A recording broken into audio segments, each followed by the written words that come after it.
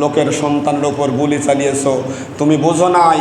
তোমার কাছে আয়না ঘর বানিয়েছো, আয়না ঘরের মধ্যে শুধু হাড্ডির ছবি দেখা যাচ্ছে, তোমার গণভবনের মধ্যে শুধু লাশের কবর পাওয়া যাচ্ছে।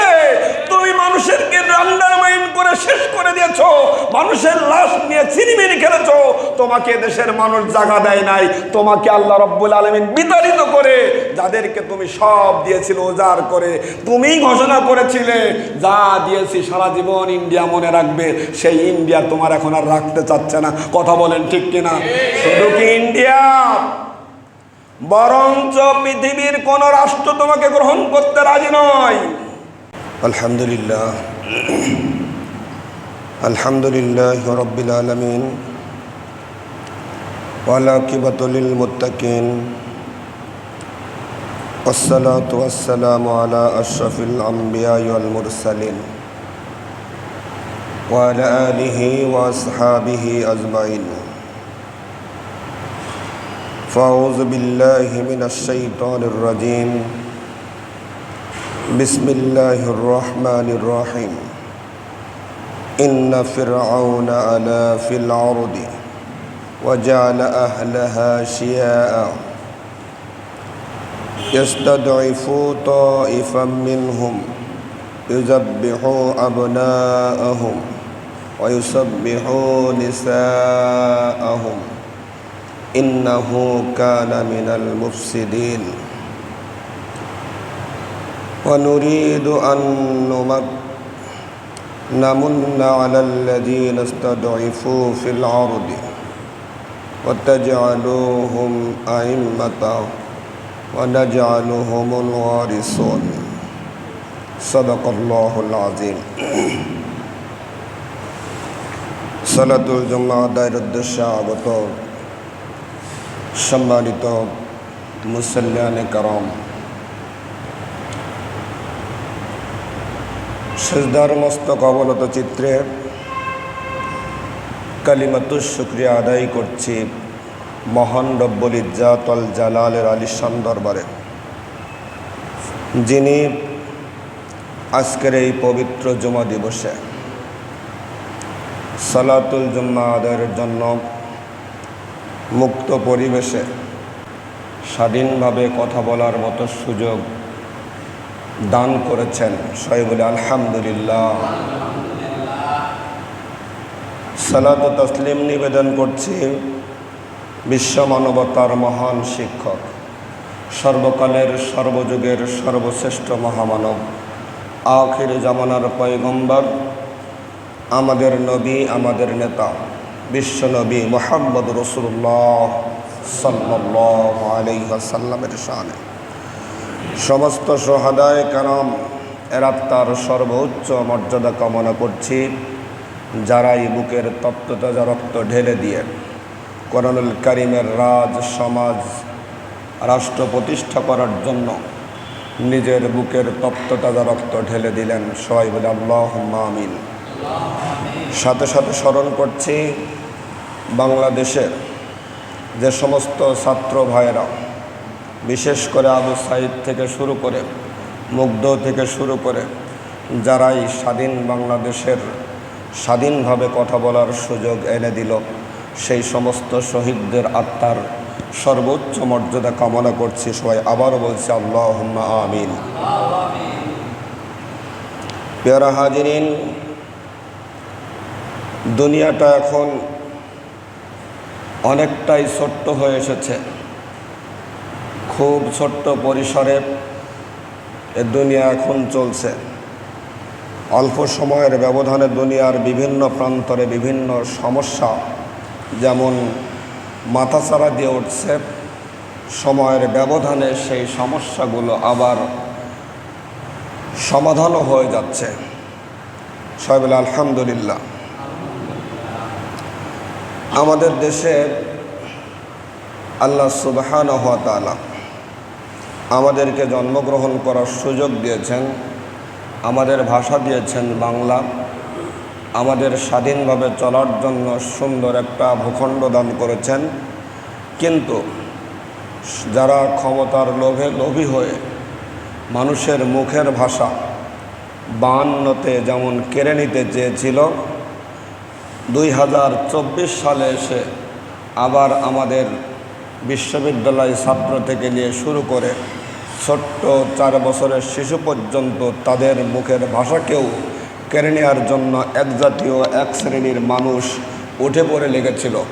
আল্লাহ রাব্বুল আলামিন সেই জাতীয় মানুষদের থেকে আমাদেরকে মুক্ত স্বাধীন বাতাসে আবার চলার সুযোগ করে দিয়েছেন। সবাই বলে আলহামদুলিল্লাহ। কোরআনুল কারীম এর কথা বলতে গেলেও বাধা আসতো। মসজিদের মেহবারে বসে কথা বলতে গেলে অনেকের গায়ে জ্বালা ধরত। কোরআনুল কারীমের হক কথাকে হক বলে উপস্থাপন করার মতো মানুষের অভাব পড়ে গিয়েছিল। যারা কোরআনুল কারীমের সত্য কথাগুলো বলতেন তারা এদেশ থেকে একের পর এক বিতাড়িত হয়েছেন। কথা বলুন ঠিক কিনা? আজকে আল্লাহ সুবহানাহু ওয়া তাআলা সুযোগ করে দিয়েছেন কোরআনুল কারীমের কথাগুলো সুন্দরভাবে সাবলীলভাবে জনসমাজের কাছে শুধু নয়, প্রত্যেকটি জনপদের কর্ণকুহরে পৌঁছে দেওয়ার সুযোগ এসেছে। এই সুযোগকে কাজে লাগানো দরকার। কথা বলেন ঠিক কিনা? পৃথিবীতে কিছু প্রাণী আছে যারা শুধু রাত্রে বিচরণ করে, দিনের বেলায় পাওয়া যায় না। জানেন আপনারা? খ্যাকশিয়াল দিনের বেলায় খুব পাওয়া যায়। চামচিকা, বাদুর এগুলো কখন চলে? রাতের অন্ধকারে চলে। রাতের অন্ধকারে চলা মানুষ যখন দিনের আলোতে আসতে চায় তখন দিনের এই সূর্যের আলো তাদের সহ্য হয় না। কথা বলেন ঠিক কিনা?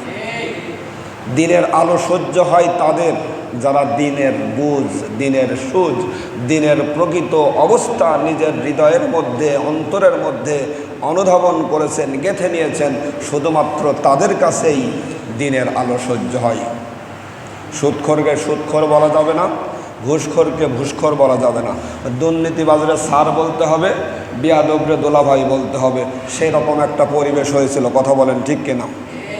হাজিরিন, এখন কোরআনুল কারীমের বক্তব্য আমরা শুনব অবলীলায়, সুন্দর, স্বাভাবিকভাবে, স্বাভাবিক পরিবেশে আল্লাহর কথা আল্লাহর জমিনে বলবো। এতে যদি কেউ বাধা দেয় বুঝতে হবে তার আর যাই হোক ইমান নাই। কথা বলেন ঠিক কিনা? ইমান থাকলে কি কোরআনের কথা বলতে কেউ বাধা দিতে পারে? এ জমিনটা কার বলেন? আমরা কার? কোরআন কার? তাহলে কোরআনের কথা, আল্লাহর কথা আল্লাহর জমিনে আল্লাহর মানুষের কাছে পৌঁছে দেওয়ার দায়িত্ব যারা নেবে তাদেরকে বাধা দেয়া কোনোভাবেই কোনো ভালো মানুষের কাজ হতে। কণ্ঠের অবস্থা ভালো নাই, তারপরেও কিছু কথা বলতে হবে। কোরআনুল কারীমের সূরা কাসাস, নাম কি বলেন? সূরা কাসাস। শুধুমাত্র 2খানা আয়াত তেলাওয়াত করেছি বর্তমান সময়ের সাথে সংশ্লিষ্ট মনে করে। আমি তেলাওয়াত করতেছিলাম, তাফসীর পড়তেছিলাম, দেখলাম বর্তমান সময়ের সঙ্গে হুবহু মিলে যাচ্ছে। আমি বাংলা অনুবাদ করলে আপনি বুঝতে পারবেন। নিশ্চয়ই ফেরাউনের দেশে পরাক্রমশালী হয়েছিল এবং তথাকার অধিবাসীবৃন্দর বিভিন্ন শ্রেণীতে বিভক্ত করে ফেলেছিল। এক শ্রেণীকে হীনবল করেছিল, তাদের পুরুষদেরকে হত্যা করত আর নারীদেরকে জীবিত রাখত। নিশ্চয়ই সে ছিল বিপর্যয় সৃষ্টিকারী। মিলিয়ে দেখেন। দ্বিতীয় আয়াত অর্থাৎ 5 নম্বর আয়াতের অর্থ হচ্ছে, আমি ইচ্ছা করলাম সে দেশে যাদেরকে হীনবল করা হয়েছিল তাদের প্রতি অনুগ্রহ করতে। কথা কার? আল্লাহ ইচ্ছা করলেন যে দেশে যাদেরকে হীনবল করা হয়েছিল, নিচমন্যতা করা হয়েছিল, যাদেরকে অপমানিত, লাঞ্ছিত, বিভিন্ন তকমা দিয়ে অবদলিত করে রাখা হয়েছিল, তাদেরকে আমি উপরে তুলব। এটা আমি ইচ্ছা করলাম। ইচ্ছাটা কার? আল্লাহর ইচ্ছা। এরপরে তিনি বলতেছেন, অর্থাৎ আল্লাহ রাব্বুল বলতেছেন, তাদের প্রতি অনুগ্রহ করতে চাইলাম। কি করতে চাইলাম? অনুগ্রহ করতে চাইলাম। তাদেরকে নেতৃত্ব দান করতে চাইলাম। কি দান করতে চাইলাম? নেতৃত্ব দান করতে চাইলাম এবং দেশের অধিকারী বানাতে চাইলাম। তার মানে রাষ্ট্রীয় ক্ষমতায় নিতে চাইলাম। তাহলে যুগে যুগে এই আয়াতটা আজকের নয়, আজ থেকে 1400 বছর পূর্বে বিশ্বনবী মুহাম্মদ রাসূলুল্লাহ সাল্লাল্লাহু আলাইহি ওয়াসাল্লামের উপরে নাজিল হয়েছিল। আর এই কাহিনীটা আজকের নয়, এই কাহিনী আরও কয়েক হাজার বছর আগে যখন মূসা আলাইহিস সালাম ছিলেন, সেই সময় যখন ফেরাউনের রাজত্ব চলতেছিল। কখন? ফেরাউনের রাজত্ব চলতেছিল। সেই সময়কার কথা আল্লাহ মুহাম্মদ রাসূলুল্লাহ সাল্লাল্লাহু আলাইহি ওয়াসাল্লামের মাধ্যমে আজকের বাংলাদেশের জনগণের কাছে পৌঁছানোর জন্য সুযোগ করে দিলেন। ও বান্দারা শোনো, ফেরাউন যুগের ফেরাউন তারা চেয়েছিল জাতিকে দ্বিধা বিভক্ত করতে। বর্তমান বাংলাদেশের স্বৈর শাসকরা তারা কি আমাদের মধ্যে দ্বিধা বিভক্ত করে নাই? স্বাধীনতার 54 বছর পরেও এখনো রাজাকার শব্দ বাংলাদেশে প্রচলিত, এখনো মুক্তিযোদ্ধা শব্দ প্রচলিত, এখনো এই ডিভাইডেড করে বাংলাদেশকে দ্বিধা বিভক্ত করে বাংলাদেশকে খাদের কিনারায় নিয়ে ফেলেছে। এখান থেকে উত্তরণের কোনো রাস্তাই যেন আমাদের সামনে ফাঁকা ছিল না। কথা বলেন। আমাদের আপনাদের প্রিয় মানুষ শহীদ মাওলানা দেলোয়ার হোসেন সাইদি তিনি অনেক আগেই বলেছিলেন, আমি বাংলাদেশের ভাগ্যাকাশে দেখতে পাচ্ছি উত্তর গগনে কালো মেঘ জমা হয়েছে, যদি সক্ষমভাবে মোকাবেলা করতে না পারেন তাহলে এমন গাঢ় কালো অমাবস্যার অমানিসা আসতে পারে যার শোভে সাদেক আসা অসম্ভব। কথা বলুন ঠিক কিনা? সেই অবস্থা হয়েছিল। দীর্ঘ 16টি বছর আমাদের ঘাড়ের উপর চেপেছিল এক জগদ্দল পাথর, যারা আমাদের জাতিকে শুধু ভাগ করতে চেয়েছিল, এক করতে চায় নাই। অথচ আল্লাহর বক্তব্য ছিল ওয়াতাসিমু বিহাবলিল্লাহি জামিআ ওয়ালা তাফাররাকু, তোমরা সংঘবদ্ধভাবে একত্রিত হয়ে আল্লাহর রজ্জুকে ধারণ করো। সুবহানাল্লাহ। তাহলে মুসলমান যারা তারা কি করবে? সংঘবদ্ধভাবে একত্রিত হয়ে আল্লাহর রজ্জুকে কি করবে? ধারণ করবে, আলিঙ্গন করবে। তাহলে মুসলমানদের মধ্যে যারা ডিভাইডেড করতে চায়, ভাগ করতে চায়, বিভিন্ন ভাগে দলে উপদলে বিভক্ত করতে চায়, আর যাই হোক মুসলমান হতে পারে না। কথা বলুন ঠিক কিনা? আপনার কাজ তো আল্লাহর কথার সাথে মিলতে হবে, আপনার কাজ তো রসুলের কথার সঙ্গে মিলতে হবে, আপনার কাজ তো আল্লাহ এবং রসুলের শানে হবে, আল্লাহ এবং রসুলকে খুশি করার জন্য হবে। আল্লাহ এবং রসুলের বাইরে আপনি যে কথা যে কাজ করবেন সেই কাজ আল্লাহর কাছে কোনোভাবেই গ্রহণযোগ্য হওয়ার কথা নয়। কথা বলুন হাজিরিন। তাহলে ফেরাউনের প্রথম প্রতিশ্রুতি কি? মানুষের মধ্যে দ্বিধা বিভক্ত করা। এখন যারা দ্বিধাবিভক্ত করে তারা ফেরাউনেরই উত্তরসূরি লেডিস ফেরাউন। ফেরাউন কারো নাম নাই। ওই পদে যিনি আসীন ছিলেন মুসা আলাইহিস সালাতু ওয়াস সালামের সময়, ওনার নাম ছিল হচ্ছে রামসিস। নামটা কি বলেন? রামসিস। আর ওই যে পদের নাম, ওই পদের নাম হলো ফেরাউন। যুগে যুগে এই পদে যারা বসবে তারাই হলো ফেরাউন। কথা বুঝেন নাই? নাম যাই হোক, ওই পদের নামই হলো ফেরাউন। এরপরে আসেন, আল্লাহ রাব্বুল আলামিন ফেরাউনের বিষয়ে আরও বললেন, তারা তাদের পুরুষদেরকে কি করত? হত্যা করত। কি করত বলেন? পুরুষদেরকে হত্যা করত। বাঁচিয়ে রাখত কাদের? নারীদেরকে। বর্তমান 2024 সালের জুলাই মাসের 1 তারিখ থেকে এই বছর জুলাই মাস আবার ছাত্রদের কাছে 36 মাস হয়েছে। 31-এর পরে 32, 33 গুনতে গুনতে 36 দিনের মাথায় এই সরকারের অবসান হয়েছে। তারা দেশ ছেড়ে পালাতে বাধ্য হয়েছে। কথা বলুন ঠিক কিনা? এই জুলাই মাসের বসন্তে এসে তারাও আমাদের এদেশের সবচাইতে মেধাবী, সবচাইতে বেশি দামি, সবচাইতে বেশি ভালো বিশ্ববিদ্যালয় পড়ুয়া ছাত্রদেরকে একটার পর একটা গুলি করে হত্যা করেছে। কথা বলুন ঠিক কিনা? নিরস্ত্র মানুষ, তাদের হাতে কোনো অস্ত্র ছিল না। আমার আবু সাইদ ভাই যখন 2 হাত এভাবে পেতে দিয়েছে, সে জানে আমার দেশের পুলিশ আর যাই হোক আমার বুকে গুলি চালাবে না, কারণ তার হাতে কিছু ছিল না। তারপরেও পুলিশ তাকে গুলি করেছে, তাকে মাটিতে প্লুটে ফেলেছে। যে আবু সাইদ এসএসসিতে ফার্স্ট ক্লাস, তখনকার সময় সবচাইতে ভালো রেজাল্ট, 5-এ বৃত্তি, 8-এ বৃত্তি, এরপরে এসএসসি ইন্টারমিডিয়েট সব ভালো রেজাল্ট করে রোকেয়া বিশ্ববিদ্যালয়ে ভর্তি হয়েছিল। গরিব মানুষের ছেলে, খুবই হতদরিদ্র পরিবারের সন্তান, তার টাকায় তার পরিবার চলতো। সে টিউশনি করে বাড়িতে টাকা পাঠাতো, সেই টাকা দিয়ে তার পরিবার চলতো। এই ছেলেটিকেও, এই মেধাবী ছাত্রটিকেও বাঁচতে দেয়া হয় নাই। কথা বলুন ঠিক কিনা? স্টাইলটা ফেরাউনের সঙ্গে মেলে কিনা? পুরুষদেরকে কি করতো? হত্যা করতো। আর নারীদেরকে নিয়ে নিয়ে আমার দেশের হলগুলোতে যারা মহিলা হোস্টেলে থাকে, ছাত্রীদেরকে থাকে, এসব কথা বলাও বাহুল্য, তাদেরকে বিভিন্ন বড় ভাইয়ের কাছে রাত কাটাতে বাধ্য করা হতো। নাউজুবিল্লাহ। একটার পর একটা চিত্র আসতেছে, কথা বলুন ঠিক কিনা? কতভাবে আমাদেরকে বিভিন্নভাবে আন্ডারমাইন্ড করা হয়েছে, বোঝানো হয়েছে।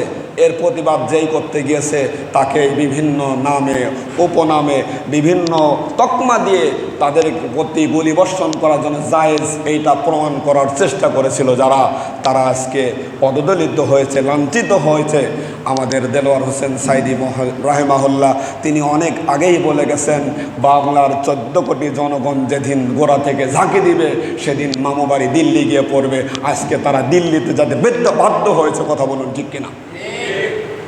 কিন্তু দুঃখের বিষয়, আফসোসের বিষয়, করোনা হয় যে ভারতকে, যে দিল্লিকে সারা বছর উজাড় করে দিলে বাংলাদেশের সম্পদগুলো, বাংলাদেশের পোর্ট ব্যবহার করতে দিলে, বাংলাদেশের আপামর জনতার ট্যাক্সের টাকা নিয়ে তাদেরকে বিভিন্ন উপহার উপঢৌকন দিলে, বাংলাদেশের সবচাইতে বড় বড় ইলিশ মাছগুলো ট্রাক ভরে তাদের পূজা পার্বণের সহযোগিতা করলে, বাংলাদেশের সবচাইতে ভালো মাছ ইলিশ মাছ শুধু নয়, সবচাইতে ভালো মানের আমগুলো নিয়ে নিয়ে যে দাদা বাবুদেরকে তুমি খাওয়ালে তাদের মদত পুষ্ট হওয়ার জন্য, সেই ভারতেও তোমার এখন জায়গা হয় না, কথা বলেন ঠিক কিনা? হাজিরিন, কথা বলতে হবে। অন্যায়কারীকে আল্লাহ পছন্দ, জুলুমকারীকে আল্লাহ পছন্দ, অহংকারকারীকে আল্লাহ পছন্দ। আগেও করে নাই, ভবিষ্যতেও কোনো দিন করবেন। বলেন কি? কথা বলতে কি কষ্ট হচ্ছে? ভয় পাচ্ছেন আপনারা? আল্লাহর রহমতে কথা বলতে হবে, কোরআনের পক্ষে কথা বলবেন, আল্লাহর রহমতে আল্লাহ সাহায্য করবে, এটা আল্লাহর ওয়াদা। ইন্নাল্লাহ মাআস সাবিরিন, ধৈর্যধারীর সঙ্গে যেমন আল্লাহ থাকে, আবার বলছে আল্লাহ রাব্বুল আলামিন সাদিকিনের সঙ্গেও থাকে। ইন্নাল্লাহ মাআস সাদিকিন, আমি সত্যবাদীর সঙ্গে থাকি। সবাই বলেন সুবহানাল্লাহ।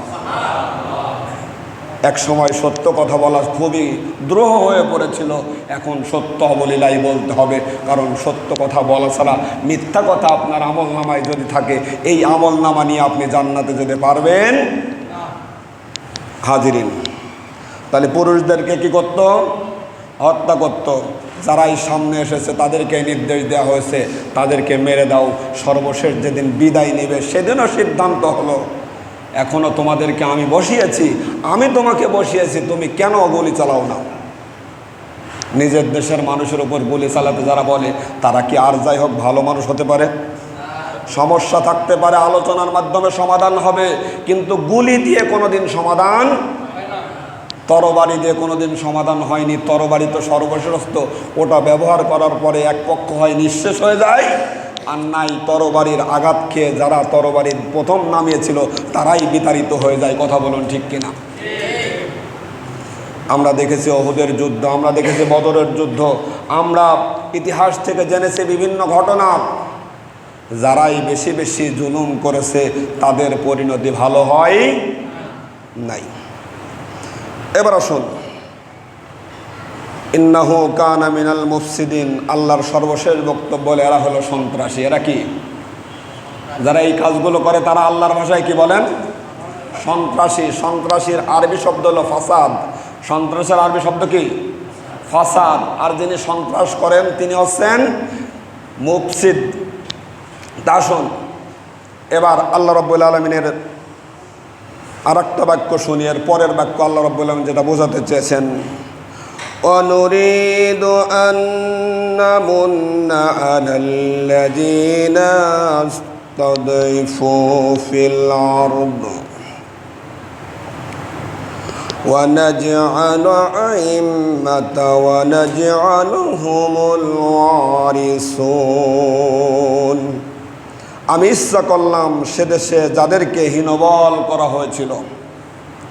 কথাটা বুঝেন, যেখানে যার নাম আসে তার নামটা মিলিয়ে নেন। এখানে আল্লাহ রাব্বুল বলতেছেন আমি ইচ্ছা করলাম সে দেশে যাদেরকে হীনবল করা হয়েছিল, দুর্বল করা হয়েছিল, আন্ডারমাইন করা হয়েছিল, যাদের সম্পর্কে ভুল বোঝানো হয়েছিল, বিভিন্ন তকমা দিয়ে পাকিস্তানের প্রেতাত্মা বলে যাদেরকে আন্ডারমাইন করে নিচু করে রাখা হয়েছিল, আমি চাইলাম তাদেরকে অনুগ্রহ করতে, সবাই সুবহানাল্লাহ। আল্লাহ কি চাইলো বলেন? অনুগ্রহ করতে চাইলো। আল্লাহর অনুগ্রহ মানে সাহায্য, আল্লাহর অনুগ্রহ মানে আসমানি সাহায্য। আল্লাহ অনুগ্রহ মানে আসমান থেকে ফেরেশতা নাজিল করে তাদের জন্য সাহায্যের ব্যবস্থা করে দেয়া। আল্লাহর অনুগ্রহ মানে তাদেরকে বিজয় ঘোষণা করা। সবাই বলে সুবহানাল্লাহ।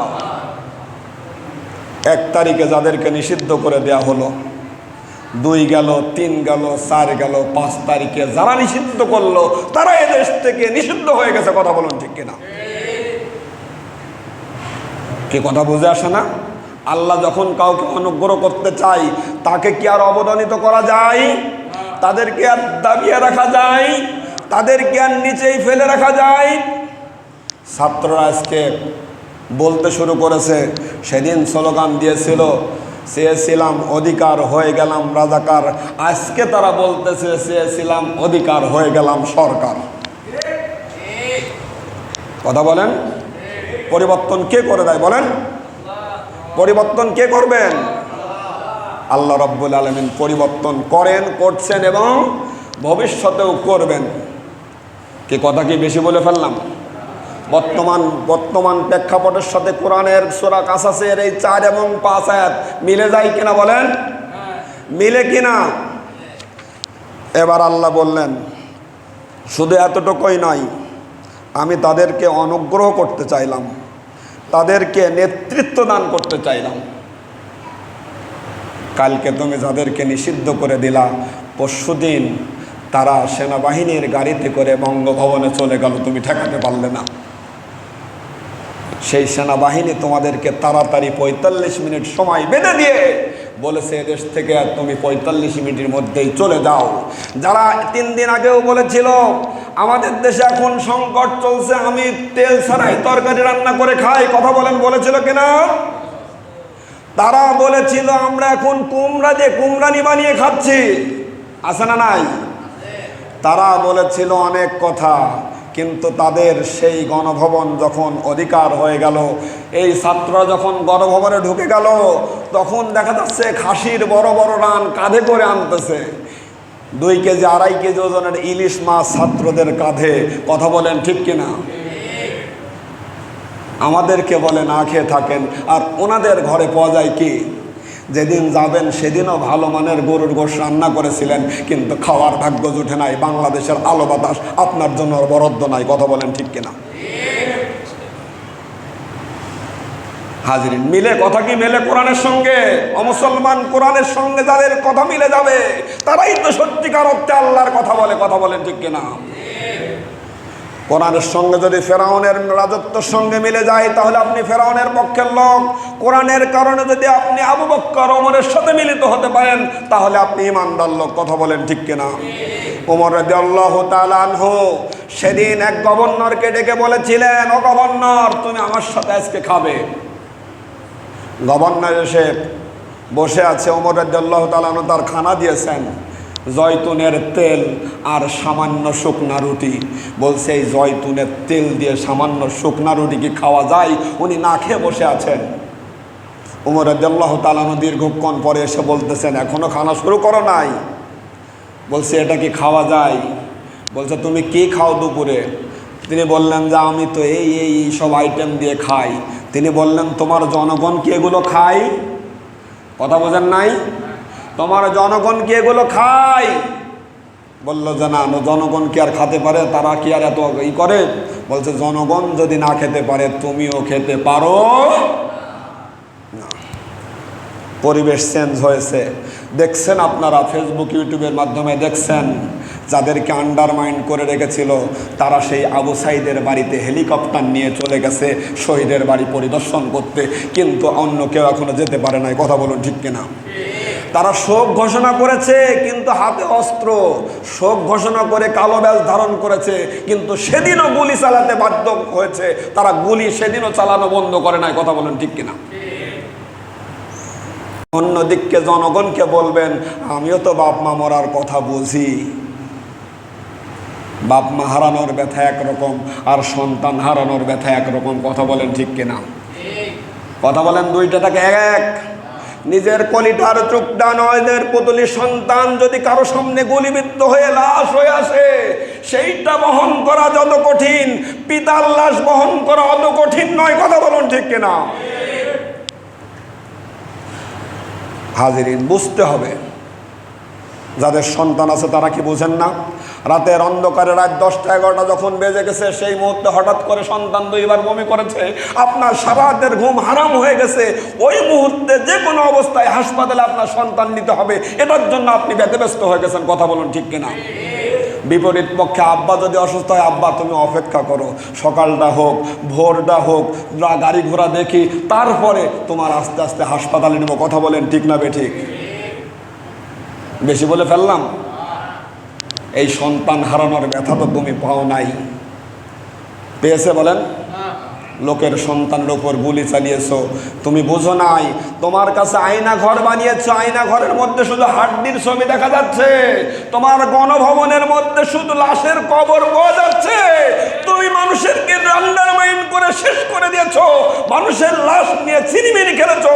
তোমাকে দেশের মানুষ জায়গা দেয় নাই, তোমাকে আল্লাহ রব্বুল আলামিন বিতাড়িত করে যাদেরকে তুমি সব দিয়েছিল উজাড় করে, তুমিই ঘোষণা করেছিলে যা দিয়েছি সারা জীবন ইন্ডিয়া মনে রাখবে, সেই ইন্ডিয়া তোমার এখন আর রাখতে চাচ্ছে না। কথা বলেন ঠিক কিনা? শুধু কি ইন্ডিয়া, বরঞ্চ পৃথিবীর কোন রাষ্ট্র তোমাকে গ্রহণ করতে রাজি নয়। ইতিহাস থেকে শিক্ষা নিন। ফেরাউন যখন নমে জলে নিমজ্জিত হয়েছিল, পানির মধ্যে যখন হাবুডুবু খাচ্ছিল, তখন কি বলেছিল? তখনও বলেছিল যে রাস্তা তো আমারই বানানো রাস্তা। কথা বলেন ঠিক কিনা? এ রাস্তা কার? আমার দেশের রাস্তা। এরা বলে নাই যে আমি তো তোমারই নিয়োগ করেছি, তুমি আমার মারতে আসো কেন? কথা বলেন। এরপরে মিলিয়ে নেন, সেদিন ফেরাউন বলেছিল নদীর মধ্যে ডুবে গেলাম, এখন আমি ঈমান আনলাম, বলে না? এও তো বললো যে ঠিক আছে আসুন, গণভবনের দরজা খোলা, আসেন আলোচনা করি, বলছে কিনা? মিলিয়ে নেন শুধু। ফেরাউন যখন ডুবে গেল, ফেরাউন যখন পানিতে নিমজ্জিত হয়ে গেল, মরে গেল, তখন সাগরের মাছেরা বলেছে জীবনে মেলা মরা খাইছি, কিন্তু আল্লাহর দুশমন এই শয়তানের মরা খেতে। পৃথিবীর বিভিন্ন রাষ্ট্র বিভিন্ন মানুষকে জীবনে আশ্রয় দিয়েছে। কথা বলেন, দিয়েছেন কিনা? কিন্তু এই ডিক্টেটরের আশ্রয় দিতে কেউ আর রাজি কি বলেন? হচ্ছে। হাজিরিন, আল্লাহ চাইলেন যাদেরকে নিচু করে রাখা হয়েছিল তাদের প্রতি অনুগ্রহ করব। আল্লাহ কি করেছেন? কথা বলেন, করেছেন। এরপরে আল্লাহ বললেন সর্বশেষ আয়াত হলো তাদেরকে নেতৃত্ব দান করব। তাদেরকে কি করব? নেতৃত্ব দান করব। বর্তমান বাংলাদেশের প্রেক্ষাপটে নেতৃত্ব দেওয়ার জন্য আলেম ওলামাকেই বেশি করে খোঁজ করছে মানুষ। কথা বলেন ঠিক কিনা? কথা বলেন।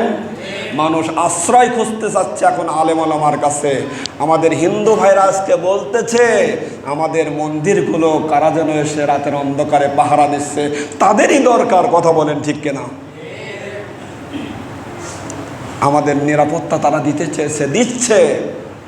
হাজিরিন, সতর্ক হতে হবে, সজাগ হতে হবে।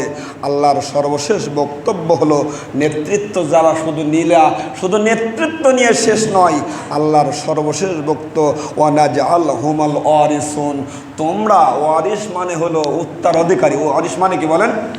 আমাদের ওয়ারিস উত্তরাধিকারী হয় না? মানুষ বাবা মরে যাওয়ার পর সন্তান কি হয়ে যায়? ওয়ারিস হয়ে যায়। এখন প্রধানমন্ত্রী না থাকার কারণে নতুন উত্তরাধিকারী সৃষ্টি হয়েছে, ধর্মীয় মূল্যবোধের অধিকারী, ন্যায় ইনসাফ ভিত্তিক সমাজের নেতৃত্ব দেওয়ার জন্য এই দেশের ক্ষমতায় মানুষ এখন আলেমদেরকেই দেখতে চাচ্ছে। কথা বলুন ঠিক কিনা? আল্লাহ রাব্বুল আলামিন আমাদেরকে ইতিহাস থেকে শিক্ষা নিতে বলেছেন। আমরা দেখেছি ইতিপূর্বে, এর আগেও একবার সব দল বাদ দিয়ে বাকশাল গঠন করা হয়েছিল, তার কিছুদিনের মধ্যেই তার বাবাকেও হারাতে হয়েছিল। কথা বলেন। এবারও সব দল, কিছু দল থাকলেও হুজুররা যাতে না থাকতে পারে সেই ব্যবস্থা করা হলো। আল্লাহ বললেন হুজুররা থাকবি আমার দেশে, তুই জেনে পারিস সেনে যা। কথা বোঝেন নাই? সুতরাং ইতিহাস কাউকে কোনোদিন, আর ইতিহাস লেখাই তো হয়, কি বলেন, ইতিহাস কি আগে লেখা হয়? যখন রানিং থাকে তখন ইতিহাস লেখা হয় না, রানিং যখন শেষ হয়ে যায়, জবানি কাটানো হয়, ওই পরিসমাপ্তি ঘটনার পরে তারপরে না ইতিহাস লেখা শুরু হয়।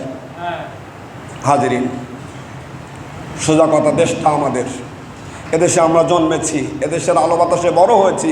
এই দেশে আমাদের মুখ বন্ধ করার জন্য একবার পাকিস্তানিরা চেষ্টা করেছিল, পারে নাই। কথা বলেন, পেরেছে? ছাত্র জনতার আন্দোলনের কাছে তারা হেরে গেছে। 1971 সালে যারা আমাদেরকে আবার নতুন করে বিভিন্নভাবে, 52তেও পারে নাই, 71-এও পারে নাই, 2024-এও পারে নাই, ভবিষ্যতেও কোনোদিন পারবে? বলেন, ভবিষ্যতে কোনোদিন পারবে? অতএব এদেশ আমাদের, তৌহিদি জনতার, মুসলমানদের, ইমানদারদেরকে পরিপূর্ণ ইমানদার হতে হবে। আল্লাহ রাব্বুল আলামিনের ঘোষণা হলো, ওয়ালাউ আন্না আহলুল কুরা আমানু ওয়াত্তাকা, যদি কোনো জনপদের অধিবাসী ইমানদার এবং তাকওয়া সম্পন্ন হয়, গুণ লাগবে কয়টা? গুণ লাগবে কয়টা? 2টা গুণ। একটা হলো ইমানদার হতে হবে, পরিপূর্ণ খালিস ইমানদার হতে হবে, তাহলে আল্লাহ রাব্বুল আলামিন বিজয় দান করবেন। আর একটা হলো তাকওয়ার গুণ থাকতে হবে। তাকওয়ার গুণ যারা অর্জন করেছে তারা আর যাই হোক জনগণের সম্পদ অন্যায়ভাবে ভোগ করতে পারে না। কথা বলুন, ঠিক কিনা? আজ সকালে একজনকে বললাম যে আজকে যারা প্রধানমন্ত্রীর মতো পদমর্যাদা দেওয়া হয়েছে তাদেরকে অনেকেই সুদখোর বলতেছে। আমি বললাম অবশ্যই সে সুদী ব্যাংকের সঙ্গে জড়িত, এটা 100-তে 100। আমরা সুদকে সমর্থন করি না, কিন্তু যারা শুধু সুদ নয়, দুর্নীতি করে, মানুষ মারে, অত্যাচার করে, নির্যাতন করে, মুসলমানদের কণ্ঠরোধ করে, আলেম ওলামাদেরকে দেশ থেকে বিতাড়িত করে, আলেম ওলামাদেরকে ফাঁসি দেয়, ফাঁসির রশিতে ঝুলিয়ে মারে, তাদেরকে অন্তত জাতি চায় না। কথা বলুন, ঠিক কিনা? এর ব্যাড গুণ, অবৈধ গুণ আছে একটা, আর এদেরকে অসংখ্য অগণিত গুণে গুণান্বিত হয়ে আছে। অতএব এত খারাপ লোকের বাংলার মানুষ চায় না। কথা বলেন, ঠিক কিনা? আমার কথা পর্যন্তই। তাহলে গুণ আমাদের কয়টা লাগবে বলেন? ইমানদার হতে হবে, তাকওয়া সম্পন্ন হতে হবে। এই 2টা গুণ যদি অর্জন করতে পারি, লাফাতাহনা আলাইহিম বারাকাতিম মিনাস সামাওয়াতি ওয়াল আরদ, তাহলে আল্লাহ রাব্বুল আলামিন বলতেছেন আসমানের সমস্ত দরজাগুলো খুলে দেব, যত রহমত দরকার তত আসবে, যত বরকত দরকার তত আসবে। এই জমিনের দরজাগুলো খুলে দেওয়া হবে, এখান থেকে খনিজ সম্পদ একটার পর একটা উত্তীর্ণ হতে থাকবে।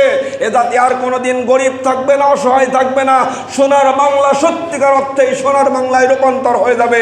সেই আশায় বুক বেঁধে আমাদের সামনের দিকে চোখ কান খোলা রেখে কোরআনের কর্মী হয়ে, কোরআনের একজন পথিক হয়ে, কোরআনের সত্যিকার অর্থে একজন ইমানদার মানুষ হয়ে, একজন তাকওয়া সম্পন্ন মানুষ হয়ে এ দুনিয়ায় জীবনযাপন করার জন্য আমাদের সবাইকে তৌফিক দান করুক। আমিন। আমা তৌফিক ইল্লা বিল্লাহ। আসসালামু আলাইকুম ওয়া রাহমাতুল্লাহ। যাদের কাবলান বাকি রয়েছে পড়ে নেবেন।